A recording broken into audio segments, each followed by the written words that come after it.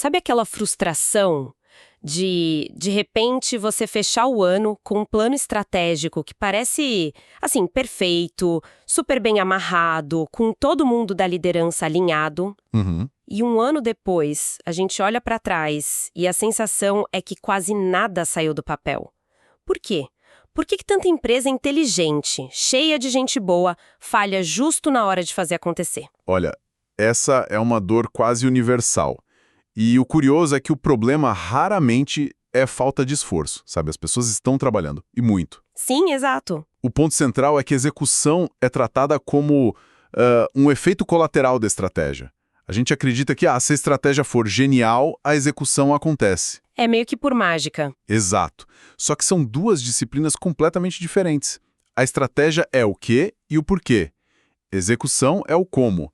E esse como ele exige ferramentas, rituais e, principalmente, uma mentalidade diferente. Ok, então é exatamente nesse como que a gente precisa mergulhar hoje. Vamos tentar entender o DNA da execução. O que realmente separa as empresas que entregam o resultado de verdade daquelas que ficam patinando, sabe? No ciclo do planejamento eterno. Para começar, acho que a gente tem que diagnosticar o problema, né? Antes de pensar na solução. Quais são esses inimigos invisíveis da execução que ficam ali sabotando os melhores planos? Bom, o fascinante é que eles são sistêmicos. Não são sobre a competência de uma pessoa ou outra. O primeiro, e talvez o maior deles, é a falta de clareza sobre prioridades. Ah, o famoso se tudo é importante, nada é importante. Exatamente. E não é clichê. Tem estudos que mostram que equipes que tentam focar em mais de 5 grandes metas ao mesmo tempo, na média, não atingem nenhuma com excelência. A energia se dispersa de um jeito que ela anula o resultado. E essa falta de foco, imagino, só piora o problema seguinte, que são os silos, né? Se ninguém sabe qual é a prioridade número 1, cada área cria a sua. Perfeito. Aí você tem o marketing criando uma campanha genial, mas que não tem nada a ver com o que vendas está ouvindo do cliente na rua. Nossa, sim. Ou o time de produto desenvolvendo algo incrível que a operação não tem como suportar. É um desperdício de energia brutal. Tudo por uma falha de coordenação. E com silos e sem prioridades, o ritmo de trabalho vira uma bagunça, né? Não tem progresso constante, só pico de estresse. É isso. Esse é o terceiro inimigo. A falta de ritmo. A execução vira uma série de surtos. A gente age em resposta a uma crise, a um prazo estourando. O famoso apagar incêndio. O tempo todo. Não existe uma cadência, um ritmo previsível de revisar, ajustar. Aí os problemas só aparecem quando já são gigantescos. Certo. Mas eu já vi empresas com prioridades claras, times até alinhados e um certo ritmo. Mas o progresso ainda era muito, muito lento. Parecia que tudo ficava preso em algum lugar. Aí você chegou no quarto inimigo. Os gargalos não resolvidos. Pode ser uma pessoa-chave que centraliza tudo, pode ser um processo de aprovação que leva semanas. Não adianta nada você acelerar todo o resto do sistema se o trabalho vai parar sempre naquele mesmo ponto. É como ter uma estrada de 8 pistas que afunila para uma só, né? Exatamente essa analogia. E por baixo de tudo isso, tem o quinto inimigo. A cultura. A cultura. Sem dúvida o mais difícil de combater. Aquele ambiente onde parecer ocupado é mais importante do que entregar resultado. Onde errar é punido, então ninguém arrisca. Onde um feedback honesto vira ataque pessoal. Nesses lugares, a energia vai mais para se proteger do que para resolver problema. Espera um pouco. Você disse antes que a falha não é por falta de esforço. E ouvindo tudo isso, me parece que a solução não é só pedir para todo mundo trabalhar mais. Talvez seja até o contrário. Exatamente. E esse é o ponto mais interessante. Construir uma disciplina de execução muitas vezes faz as equipes trabalharem menos, mas com um impacto muito maior. Como assim? Porque disciplina significa ter um processo para traduzir a estratégia em ações claras, ter métricas que te mostram desvios cedo e ter encontros regulares onde os problemas são resolvidos, não escondidos. O esforço deixa de ser desperdiçado e passa a ser focado. Ok, se o problema é a falta de disciplina, por onde a gente começa a construir essa capacidade de executar? Bom, a execução não começa com o software de gestão de projetos. Ela começa com a fundação. E tem 3 pilares que precisam estar de pé antes de qualquer coisa.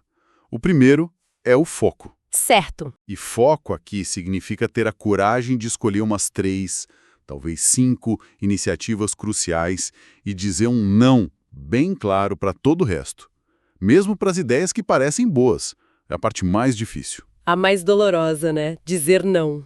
Totalmente. E o segundo pilar, imagino, é garantir que todo mundo entendeu esse foco. A clareza. Exato. Eu sempre penso naquele teste. Pergunta para 3 pessoas em níveis diferentes da empresa quais são as 3 prioridades do trimestre. Se as respostas forem muito diferentes, você tem um problema grave de clareza. É o teste de fogo.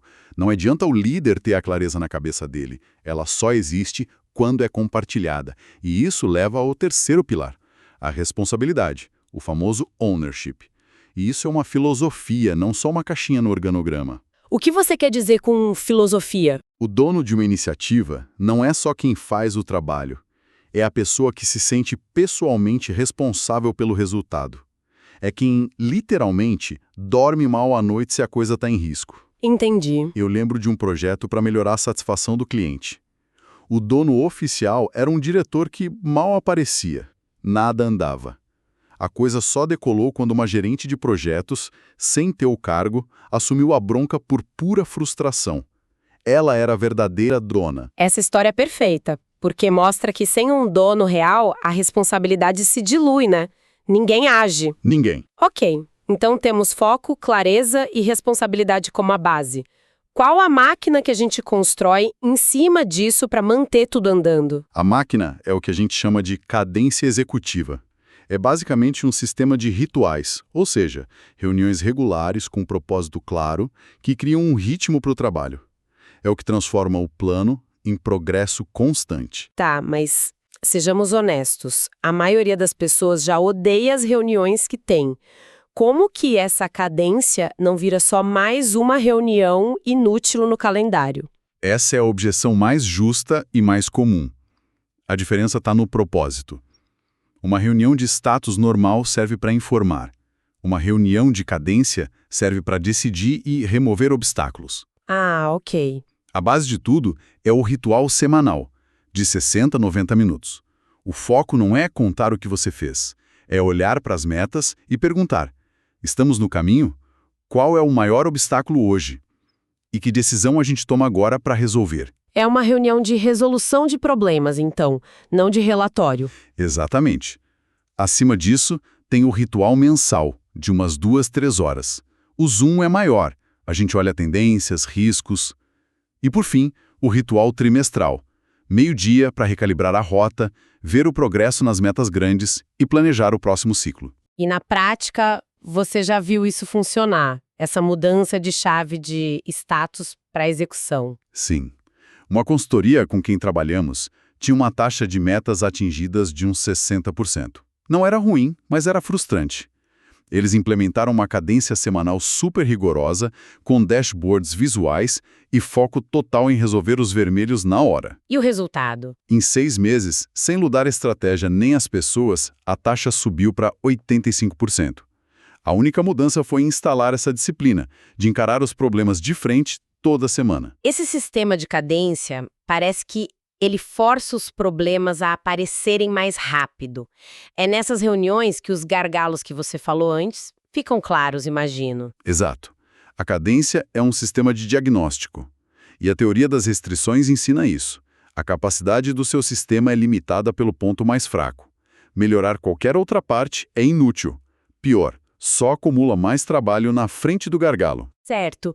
No nosso tipo de trabalho do conhecimento, esses gargalos são mais difíceis de ver, né? Não é uma máquina quebrada. Quais são os mais comuns? O primeiro é o gargalo de pessoas-chave. Aquele especialista sênior que tem que aprovar tudo. O segundo é o de processos, a burocracia. E o terceiro é o gargalo de coordenação, quando o trabalho fica parado esperando uma informação de outra área. E como se resolve isso? Não dá para simplesmente clonar seu melhor especialista, né? A solução raramente é pedir para a pessoa no gargalo trabalhar mais rápido. Isso só gera burnout. O caminho é redesenhar o sistema ao redor do gargalo. Por exemplo? Tinha uma empresa de tecnologia onde o processo de criar propostas era o grande gargalo. Levava 3 semanas, dependia dos engenheiros mais sêniors. E aí? A primeira reação foi tentar acelerar os engenheiros. Não funcionou, claro. A solução real foi redesenhar o fluxo. Eles criaram uma biblioteca de propostas prontas e treinaram analistas mais júniores para montar 90% do documento. O tempo caiu de 3 semanas para menos de 5 dias. Nossa. Eles não aceleraram o gargalo, eles o contornaram. Ok, então, vamos amarrar tudo isso. Se a gente pudesse resumir, a execução não é sobre esforço bruto. De jeito nenhum. É sobre ter uma disciplina. Uma disciplina que começa com foco, clareza e responsabilidade de um dono. Exato. E em cima dessa base, você constrói a máquina, a cadência executiva que cria o ritmo.